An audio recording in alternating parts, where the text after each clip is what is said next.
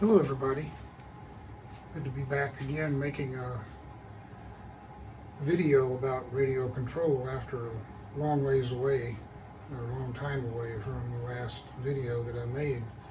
It's been a long cold winter here in Indiana, not been much opportunity for any RC flying.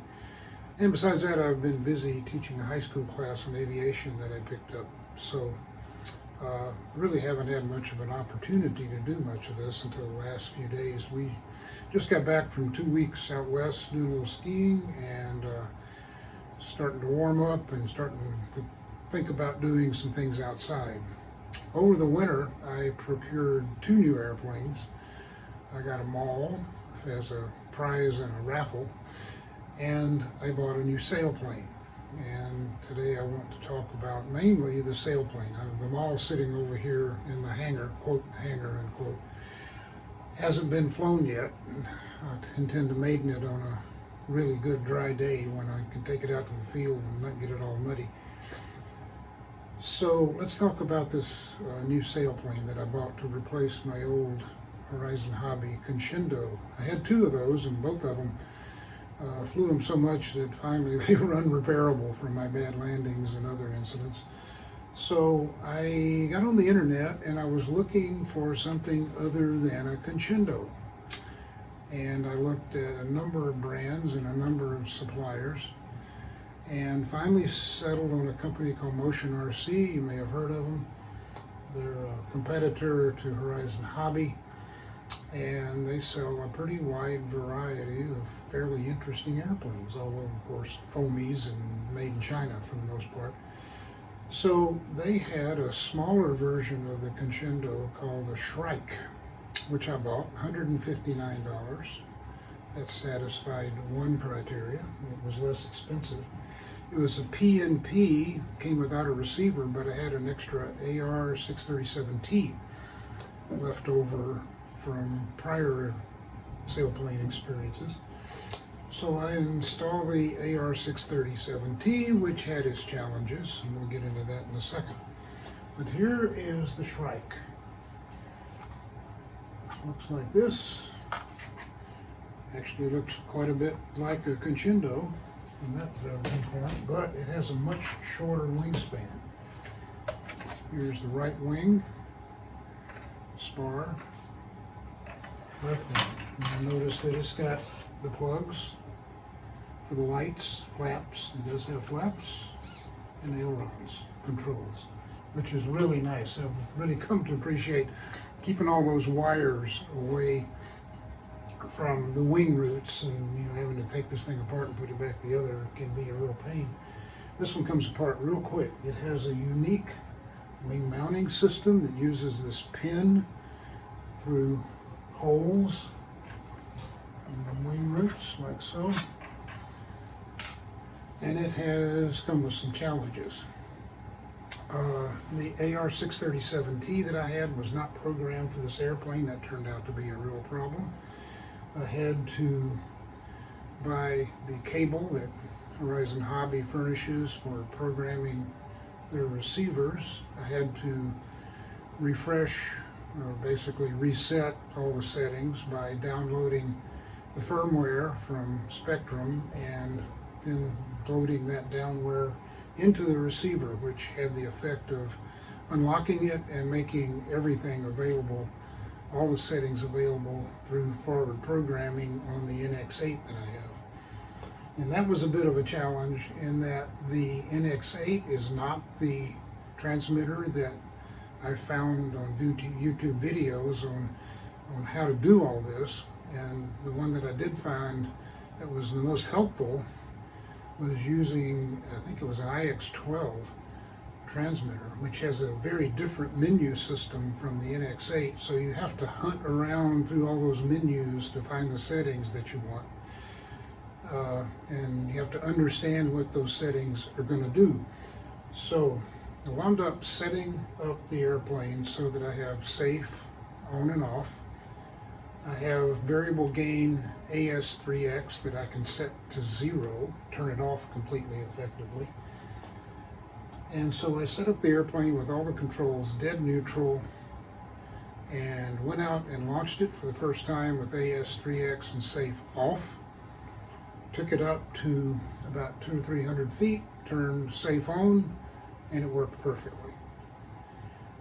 There was a bit of a challenge in that the AS637T that I had was programmed so that it absolutely would not have worked had I not reprogrammed it.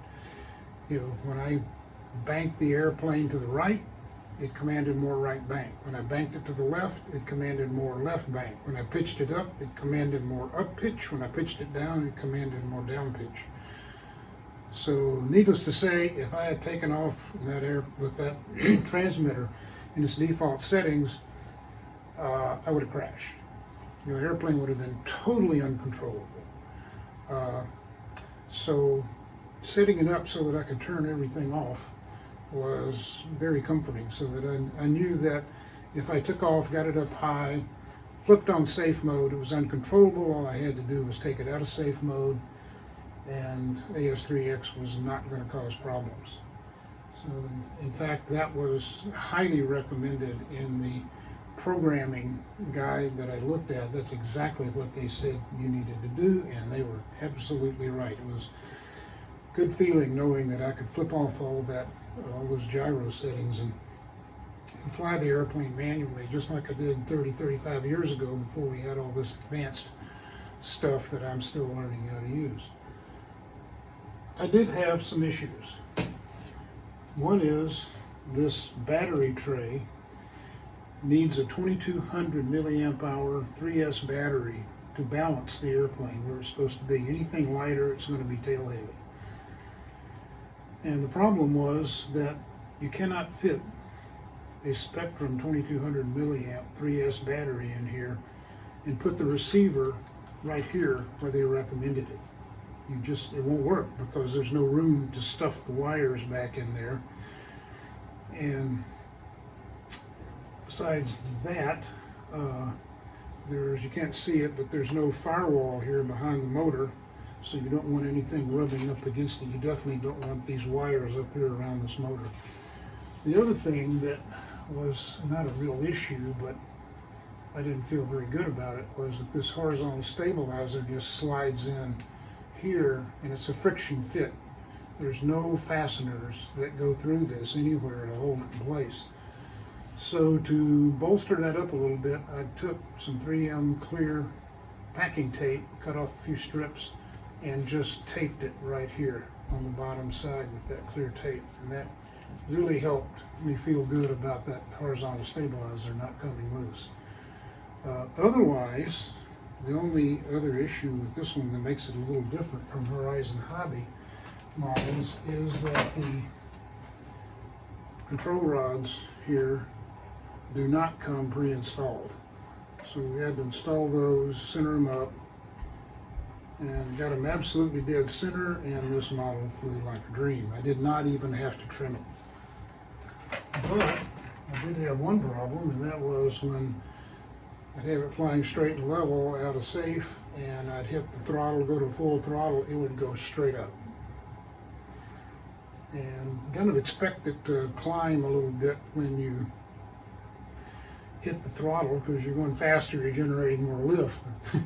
This one went up, in fact it started to loop.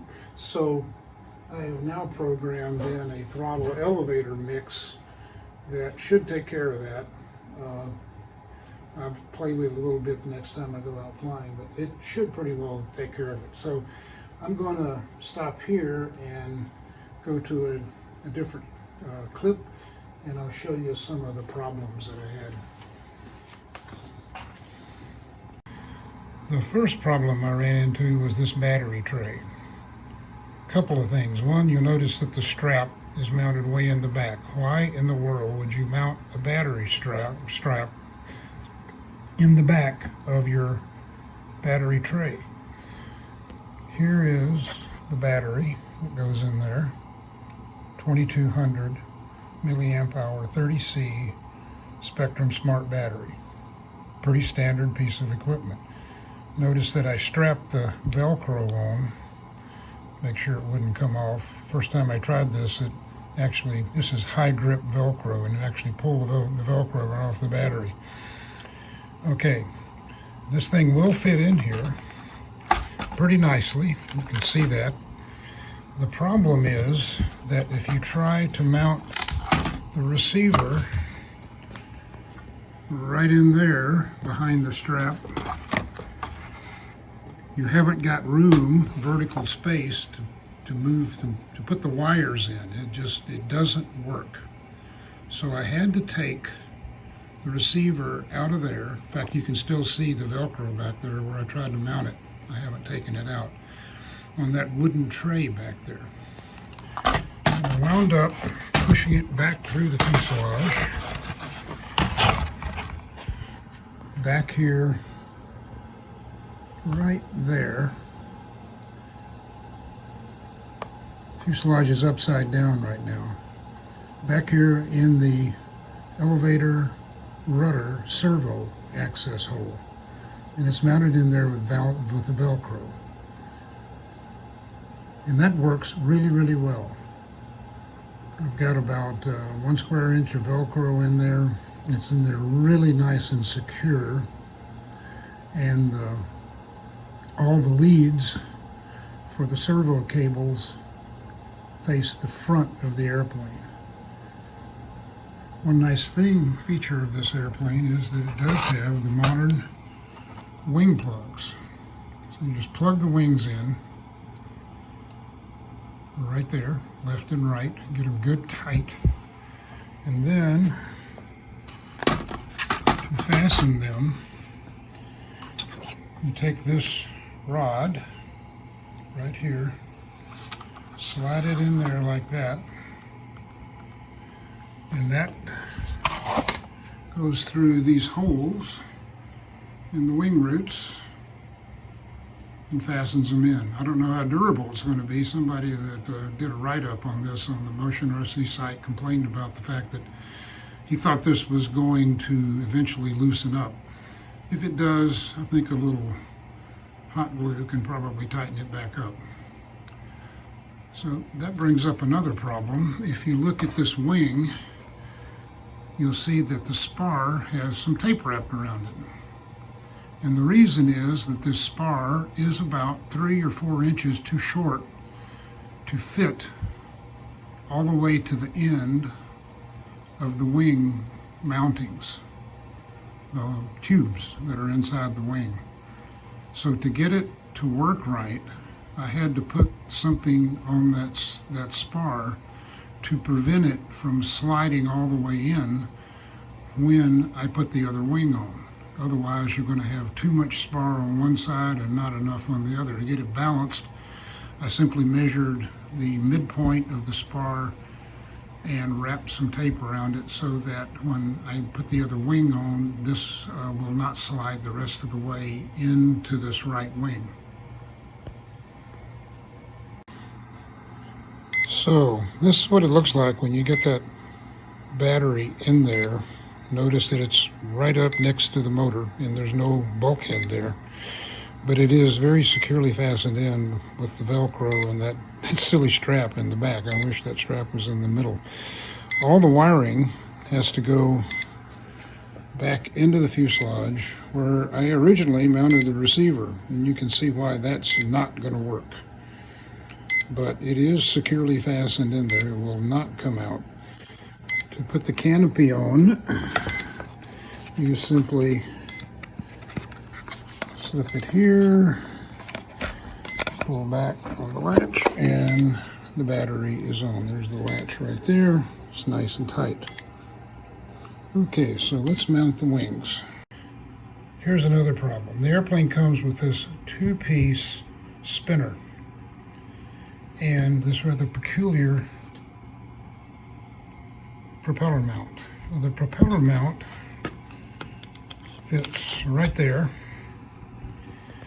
but when I mounted it to the airplane, there was interference between the prop hubs, right there, that prop hub, and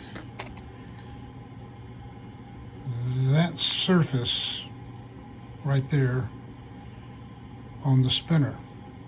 And you can see the marks. I had to take an X-Acto knife and shave off a little bit of plastic on both sides of this part of the spinner in order to prevent that interference. Otherwise, the propeller would not fold back against the fuselage when you shut the engine off. I was landing it and I noticed that both of the prop blades were still extended. And I'm hoping this will take care of it. And I'm pretty sure it will, because this now works just like my old Crescendo.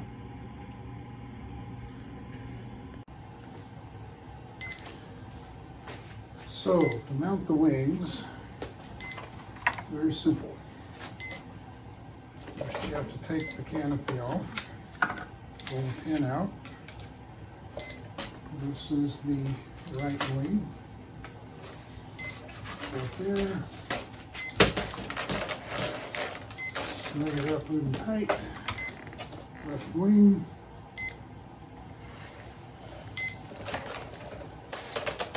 It's tight. Mounting pin in. Canopy back on. And we're ready to go. Notice that the prop blades now that I trimmed that up, they were sticking like right there. Now they flop back normally. And she's ready to run.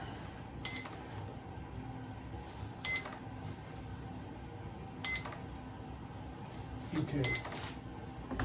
So kill switch is on. Let's power it up.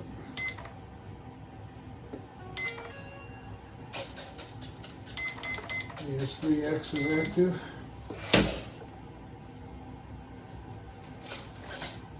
I've got high rates, mid rates, and low rates set up.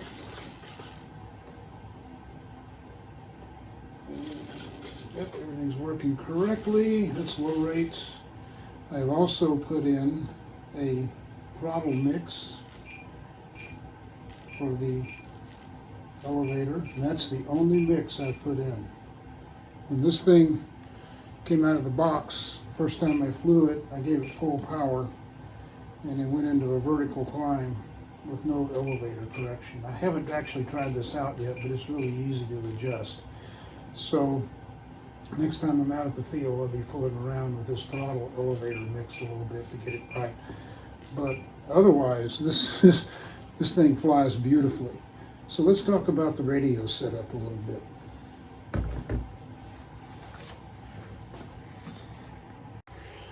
Okay, let's talk about the setup with the AS3X and with the safe mode. When I originally put the airplane together and bound it, I bound it with safe active and selectable on switch B, no, A back here, switch. And when I checked the control movements, safe mode was sensing ailerons backwards. So I reversed, just rotated the receiver in the fuselage by 180 degrees, and that fixed that. I also had reverse elevator sensing, so that was not going to get fixed until I reprogrammed the receiver, at least if I wanted to use safe mode in AS3X. So I got some links below in all of that programming that was required to unlock and reprogram the AR637T, which was, I think, programmed for a Crescendo. This is a slightly different airplane. If you don't do that, you're going to have a very short first flight, and your maiden's not going to go well, because the elevator was reverse sensing. That is, in safe mode, when I pitched it up, it commanded up pitch. And when I pitched it down, it commanded down pitch. Now that is guaranteed to crash. I did a few other tweaks with it. Among them, I set AS3X gain to this left trim switch here. And then I set the lower limit at 0. So that when I took off the first time, I had safe off and AX3X turned off, just to make sure. So I flew it without any stabilization for about 2 or 3 minutes, and then I flipped it into safe mode, and it worked correctly. And I started increasing AX3X gain. I've still got some fine tuning to do there, but it's also working very, very well. Like I said, this thing flies like a dream, even without AS3X in safe mode.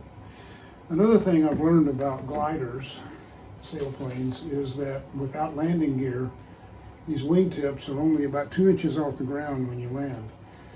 And to me, having safe mode is a way to make these airplanes with no landing gear last a lot longer. Safe mode, you can guarantee, essentially, a safe landing. And more than saving the airplane, it will save you a lot of money. I had another sailplane over the winter that crashed, and actually I had a lot of problems with it, and I eventually sort of just gave up on it and decided that it just needed to go in the trash. So this is the one that I bought to replace it. It was a beautiful looking model, but it didn't fly very well at all. So I'm looking forward to getting this one out as soon as the weather warms up. Today is March 11th, and by 2 weeks from now, in April in Indiana, we should be able to get out and start flying soon. So having, let's see, safety switch is now on, and you can see that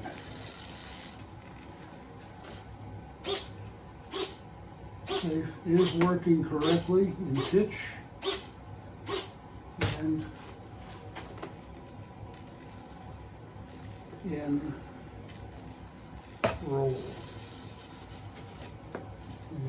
And one thing I do need to do is go back into forward programming on the receiver and increase the roll limits in safe mode, because I am not, okay, no wonder it was acting up. Okay, yeah, I had it set on, I was actually trying to fly it in safe on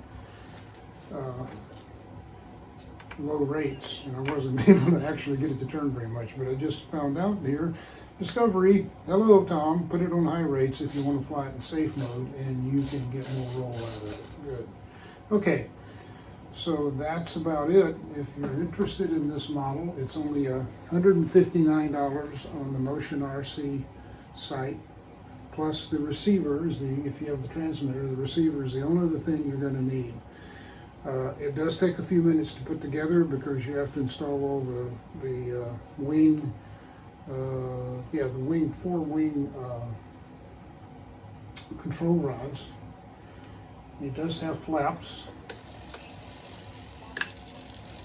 which is nice, and you can crow these flaps if you want to. You can move them up or down if you like. I'm going to haven't experimented with that yet, but like I say, it's a really nice flying model. Goes together pretty easily, except for that darn receiver mount, which took some messing around with, and maybe actually be a better way to do that. But it does fly really, really well, and I think if you get one, you'll enjoy it. It's on the smaller side of sailplanes. I realize that it's doesn't have the wingspan of the Conchindo, and it's not as big as some of the Fox models. But for a beginner, especially for a sailplane, I'd highly recommend it. Anyway, have a great time, guys, and I'm going to take you on a little tour of some other airplanes that I've added to the hangar over the winter. Okay, let's start our hangar tour. First up on this side, we have an Apprentice S. It's not actually mine. It belongs to the high school where I'm teaching this semester. And the background is that we are trying to set up an RC flying club at the high school for students and staff. We have an AMA sanctioned field set up. We are ready to go. And in about 2 weeks, we're going to have what they call a call out, where we've invited interested students and staff to show up and talk about this new flying club. We'll see how many we get to show up. if I get 5 or 10 interested people, I'll be very happy. I've test flown this airplane and this one next to it at this new field. It's going to work out really well. 35 acres of land that the school owns. They have some other facilities there, but they won't get in the way of our flying, at least not full-time. There are some minor complications, but we'll have to work around that. Next up is my turbo timber. I've had this for over a year. It's been a great little airplane. It's my beater. It's the one I take to the field when it's muddy or I want to just play around. It's probably got 150 flights on it. It's had a little minor damage, but nothing major. The biggest problem is, you know, when you have a turbo timber nose, the weak point's the landing gear. This one's been repaired a couple of times, but it's still got the original gear on it. But not the original springs. I have had to replace the springs a few times. Next up, Cessna 150. This is the big giant scale E-Flight version, 6S battery. Similar to 2871 Sierra, the Cessna 150 that I got my private pilot license in back in 1967. It's probably got a couple of dozen flights on it. I don't take it out very often. It's a rather expensive model. I don't take it out unless the weather's really, really nice. The wings are in the totes over there at the other end, up against the wall. This is the new model that I mentioned earlier. It's not been maidened. It won it at the Black Sheep Flying Club Christmas raffle. And it was actually the second prize. My number they picked was second one that came up out of the hat, and the first guy took the P150D, E-Flight P150. I really wanted this one. I didn't even want the 150 because we fly off a grass field, and I've seen too many people break retractable landing gear on scale models at that field. It's a good field, but grass and retractables in general don't mix very well. There's just too many weak points with them. This one should be pretty dependable. We have a couple of club members that own one just like it, and they just love it, and I can't wait to get it up in the air. Next up is a Piper Cherokee, PA-28 Cherokee. Registration numbers on this airplane is 7135 Romeo. It's the airplane that I soloed in. Not this airplane, but the full-scale version. This airplane still exists, still flying. Some 50 years later, it's out in Montana, and the guy that bought it put a 180 horse engine in it for performance at high altitudes, and he's very happy with it. I've actually talked to him on the phone. Next up is the Shrike, which we've talked about extensively in this video. Won't need to go any further there. And then I liked that turbo timber so well that I went out and bought the Evolution. It's got a reversible prop, it's got some telemetry capabilities, but otherwise pretty much identical to the original turbo timber. I like this airplane too. It's one that I take out when conditions are absolutely perfect, and it flies just like the regular timber, but it looks a lot better, I think, and it's got that wonderful top battery hatch in it. So, it was summer of flying coming up. We'll see which ones of the airplanes survive. Hopefully all of them will still be flying in good condition come November, when our flying season pretty much winds up here in central Indiana. So, hope you have a good summer, and I hope to get back with some videos of the maiden of this beautiful little Maul. I'd love to fly one of those, but this is probably as close as I'll ever come. And some videos of this new Shrike in flight. Like I said, I've been out there once, I've flown it, but there wasn't anybody else there to take a video, and I didn't have my GoPro with me. So next time I'm out and I have this iPhone with me, I'll get somebody to video a flight with it. I wish I had one of that maiden, because it was pretty spectacular. Oh man, that was really beautiful. I've not had an airplane yet that flew that well on a maiden. So have a great summer, and we'll be back with some more videos.